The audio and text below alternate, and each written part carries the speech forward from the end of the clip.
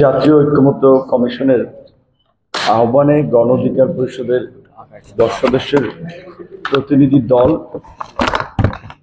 সংস্কার বিষয়ে আলোচনা করার জন্য এসেছে।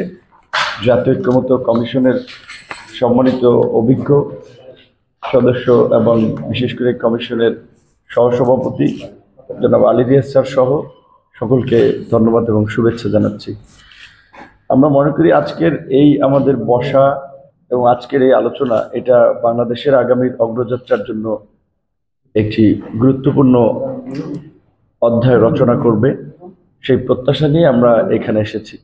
যেমনটি আমাদের শুরুতে আজকের এই সূচনা বক্তব্যে জাতীয় ঐক্যমত্য কমিশনের সহসভাপতি জনাব আলী রিয়াজ স্যার তিনি যেটি বলেছিলেন এবং উপস্থাপক এবং প্রধান উপদেষ্টার বিশেষ সহকারী মনির হায়দার ভাই যেটা বলেছিলেন যে গত 16 বছর আমরা একটা ফ্যাসিস্ট রেজিমের আন্ডারে গোটা বাংলাদেশের মানুষ যেভাবে নির্যাতিত নিষ্পেষিত হয়েছি, একইভাবে দেশের স্বাধীনতা, সার্বভৌমত্ব, গণতন্ত্র ভুলণ্ঠিত হয়েছে। সেখান থেকে উত্তরণ এবং আগামীতে যেন কোনো শাসক এইরকম একটি পথ অবলম্বন করে নাগরিকদের নিপীড়ন সহ দেশকে যেন ঝুঁকির মধ্যে না ফেলাতে পারে, সেজন্যই আমরা একটা কার্যকর সংস্কারের লক্ষ্য নিয়ে আমরা এই জাতীয় ঐক্যমত্য কমিশনের মাধ্যমে এগুলো বাস্তবায়ন করতে চাই।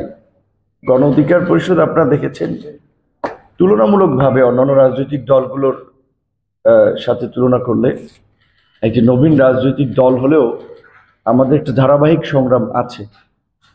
এই যে আজকের পরিবর্তন, যে বৈষম্য বিরোধী আন্দোলনকে কেন্দ্র করে 2018 সালে সরকারি চাকরিতে বৈষম্যের বিরুদ্ধে সেই কোটা সংস্কার আন্দোলন, 2018 সালে আজকের এই যারা বসা এখানে তাদের মাধ্যমেই সূচনা।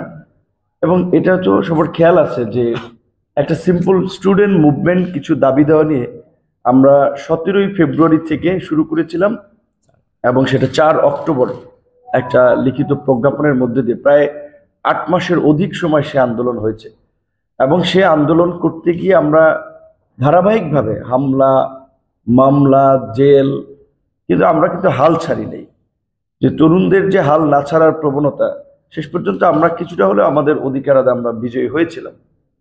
একই সাথে সেই আন্দোলনের পরে 2019 সালে ঢাকা বিশ্ববিদ্যালয়ে দীর্ঘ 28 বছর পরে ডাকসু নির্বাচন, যেটি আমাদেরকে দেশের মানুষের জন্য কাজ করার জন্য কিংবা দেশকে নিয়ে আসলে একটা নতুন ভাবনার জায়গায় নিয়ে গিয়েছিল, যার ধারাবাহিকতায় 2021 সালে আমরা এই রাজনৈতিক দল গঠন করি।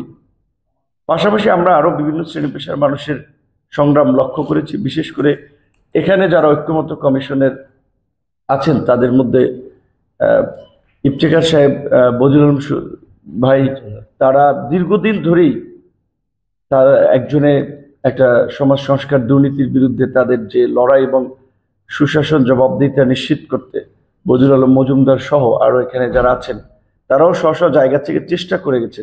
কিন্তু দেশের রাজনৈতিক আসলে প্রেক্ষাপট এবং বাস্তবতা এমন ছিল, চাইলেও এই সমস্ত মানুষের কিংবা আমাদের খুব বেশি কিছু করার ওই সময় ছিল না। কিন্তু আমরা একটা প্রেক্ষাপট তৈরি করতে পেরেছি এই জুলাই গণ অভ্যুত্থানের মধ্যে দিয়ে। কাজেই আমরা সকলে যেন আসলে একটু জোর দিয়ে হলেও কমিটেড থেকেও যেন দেশ জাতির বৃহত্তর স্বার্থে এই কার্যকর সংস্কারগুলো আমরা বাস্তবায়ন করি।